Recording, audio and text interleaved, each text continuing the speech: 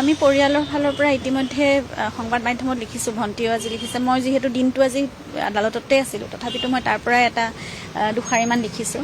কাৰণ জুবিনৰ গীত বুলিয়ে নকওঁ, এটা আমাৰ জাতিৰ এই বিহুৰ সময়টোত যিখিনি মঞ্চত অনুষ্ঠান হয়, তাত গোটেই যিবোৰ গীত সংগীতৰ উপস্থাপন হয় বা যি পৰিৱেশন হয়, সেইখিনি আমাৰ গোটেই জাতিটোৰ সংস্কৃতিক দাঙি ধৰে, আচলতে উপস্থাপন কৰা হয়। গতিকে সকলোৱে সকলো ক্ষেত্ৰত, আৰু বিশেষকৈ এতিয়া জুবিনৰ গীতবোৰ সকলোৱে খুব মৰম শ্ৰদ্ধাৰে, খুব আন্তৰিকতাৰে পৰিৱেশন কৰিছে। গতিকে সেইখিনিত যিমানখিনি পাৰি শুদ্ধকৈ কৰিবলৈ চেষ্টা কৰাটো ভাল, কাৰণ সেয়া জুবিনৰ এটা সাধনা, এটা জীৱনজোৰা সাধনা। তেওঁৰ নিজৰ সংস্কৃতিটোৰ প্ৰতি, নিজৰ অসমীয়া গীত মাতৰ প্ৰতি, নিজৰ যিখিনি আন্তৰিকতা, তেওঁৰ ভক্তি শ্ৰদ্ধা সকলোবোৰৰ প্ৰতি, সেইটো আমাৰ সকলোৰে দায়বদ্ধতা আছে। সেইকাৰণে সকলোৱে শুদ্ধকৈ পৰিৱেশন কৰিবলৈ ভাল। আৰু সেইখিনি এজন শিল্পীৰ গোটেই সৃষ্টিৰাজিক জন্ম যেতিয়া প্ৰজন্মৰ পৰা প্ৰজন্মলৈ চিৰদিনলৈ ৰাখিব বিচৰা হয় নহয়, যুগ যুগান্তৰলৈ, তেতিয়া সেইটো শুদ্ধভাৱে আমি ৰাখি যোৱাটো আমাৰ সকলোৰে কৰ্তব্য।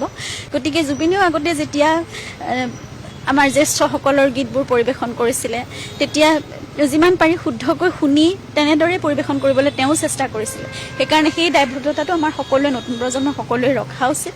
আৰু এইটো অকল আমাৰ পৰিয়ালৰ ফালৰ পৰাই নহয়, প্ৰতিজন অসমীয়াৰে সেইটো দায়বদ্ধতা, প্ৰতিজন অসমীয়াই সেইখিনি চোৱাটো বা মন দিয়াটো সকলোৰে কৰ্তব্য। গতিকে সেইখিনি শুদ্ধভাৱে কৰক। আৰু তেওঁলোকে যিমানখিনি মৰম জুবিনৰ প্ৰতি কঢ়িয়াই ৰাখিছে, সেইটো কাৰণে আমি সদায় কৃতজ্ঞ।